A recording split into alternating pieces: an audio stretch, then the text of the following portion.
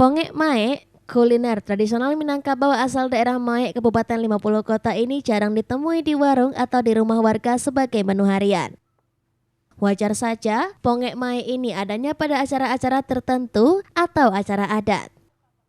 Untuk membuat menu ini dibutuhkan keahlian khusus. Selain bumbu-bumbu rempah yang kuat, proses memasak membutuhkan waktu hampir setengah hari.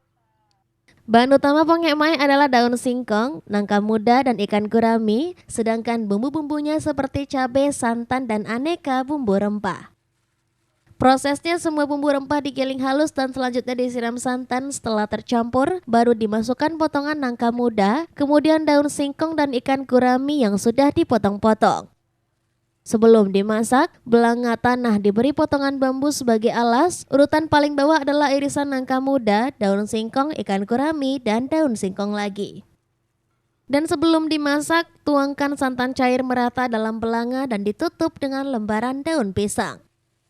Untuk proses masak disarankan menggunakan belanga dengan tungku kayu, karena dengan memasak secara tradisional ini juga berpengaruh pada rasa masakan. Butuh waktu lebih kurang 6 jam untuk bisa disajikan.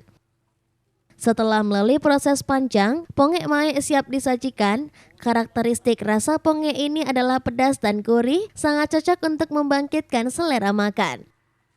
Memang biasanya pongek mae hanya ada di acara-acara tertentu saja, namun di warung makan ini pongek mae menjadi menu favorit para pengunjung, terutama para perantau, karena sangat jarang menu pongek ada disediakan di warung-warung makan.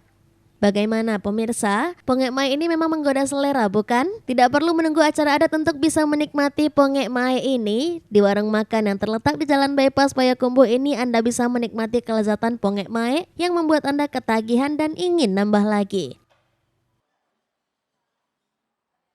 Jadi pongek ini sebenarnya berasal dari kampung saya sendiri, dari Mae, Kabupaten 50 Kota. Jadi pongek ini biasanya cuma dihidangkan waktu acara barale atau pesta di Nagari Mae, dan memang dibikin khusus ya, maksudnya spesial gitu loh. Cara prosesnya itu kenapa saya bilang spesial, karena cara prosesnya itu lama, butuh waktu 6 jam dari proses waktu dimulai sampai jadi, itu perlu waktu 6 jam. Karena prosesnya lama itu sebenarnya kan, kalau pakai ikan yang lain mungkin akan hancur, yang pertama. Yang kedua, ikan gurami ini kan daging itu kerasa gitu loh. Artinya komposisi daging dengan tulang itu lebih banyak daging. Makanya kalau orang makan pongek ikan gurami ini, mereka tuh langsung puas, satu porsi udah cukup gitu sebenarnya. Karena prosesnya tradisional dan cara masaknya juga tradisional.